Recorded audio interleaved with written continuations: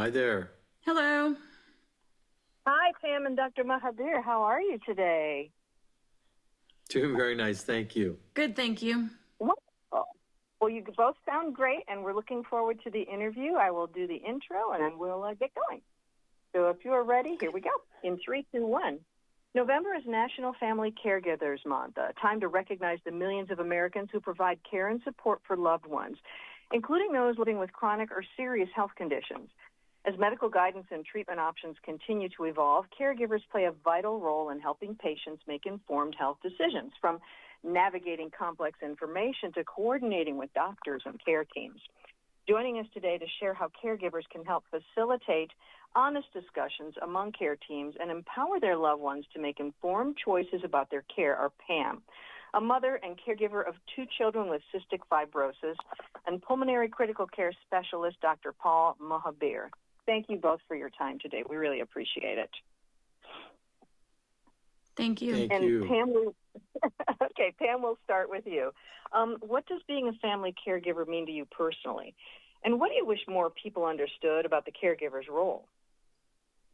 Well, that's a great question. Thank you. We are here on behalf of Vertex Pharmaceuticals because it's really important to us to bring awareness and raise awareness for Caregivers Month, and how important it is for my role to collaborate with the CF Clinic to help my 2 children. So I do have 2 children with CF, Trenton, who's 22, and Marlena, who just turned 18.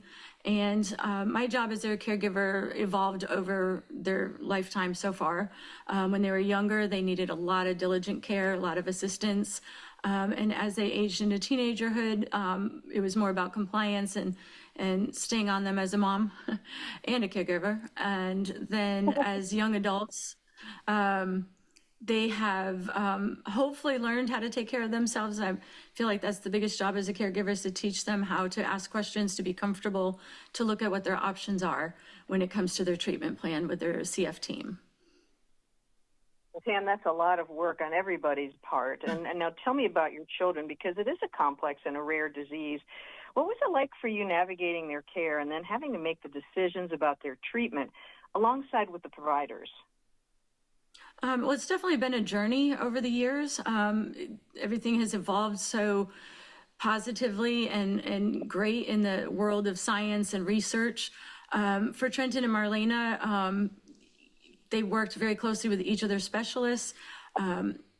My job as a caregiver is to just make sure they understood the age appropriateness as they went through their care. CF is a very complicated disease. It's a multi-organ disease. And it's got a lot of complications and a lot of questions. And as kids get older, they have more questions. So my role is to support them asking questions, feeling comfortable with their doctors, because it can be intimidating to children. So the sooner we work on that, the better the outcome is. Absolutely. Now we're going to turn to you, Dr. Mohabir. From a provider's perspective, how can caregivers best partner with healthcare teams to ensure that their loved ones do get the right care? Thank you for the question. Just a reminder that cystic fibrosis is a rare disease, but importantly, it is kind of the most common inherited genetic disease there is amongst Caucasians. Just kind of a more understanding picture, 1 in 2,500 live births in the United States will have a diagnosis of cystic fibrosis. So really important, and we need to be aware of it. Going back in time in the 1940s, if we look back in there, the survival was only 6 months. We didn't even know much about the disease back then. But as we moved forward, advances in medicine, science, research, understanding the disease and the gene, in 2025, the projected median survival is in excess of 65 years old. So that in itself is just remarkable. But it's not about solely the treatment. It's also about understanding the caregivers and that journey, because we can't just go about what to treat with, but it's how do we work with the family. So here's my advice. We talk to the families and their patients and their caregivers to say at home, ask questions. What are you able to do, unable to do? What are your needs? What are your questions? What's bothering you? What are you excited about? We tell them to take that information, talk about it, and then expand that to the CF community. That's a whole community out there that knows CF. They've been living with it their entire lives. The next level to fold it in to understand before you even get to me is to go to a reputable source. We tend to recommend a website that's called everyday-cf.com. That website, in conjunction with these queries that you may have, is just enormous. It helps people to kind of solidify the way they're thinking and what's around the corner. And then ultimately you come to clinic. When you come to clinic, you come in the office, we close the doors. We have the caregiver, the patient, the clinical team. And this is that best and optimal time to bring all that information together, and we look at how do we move forward in the future. Everyone thinks it's just one treatment for all. It is not. It's about listening to the journey, understanding where they were, and how we can get them to where they need to be, and then formulating a plan of treatment moving forward. So that's the best we can do, is to open the lines of communication with the care team. And first of all, the improvement in survival rate is so incredibly impressive. That's a wonderful thing. And just moving on, Dr. Mohabir, what are some practical ways that families can prepare for conversations about maybe new or changing treatment options, especially when medical guidance constantly is evolving? Yeah, there's two parts to this. The guidance is evolving, but there's a lot of information out there. There's the good information, the mediocre, and of course, the bad information. So this is where we do our research. We talk amongst ourselves. Then, as I said, go to the website, kind of formulate a plan. And then the next step, I think, is very powerful. Take notes, make some bullet points.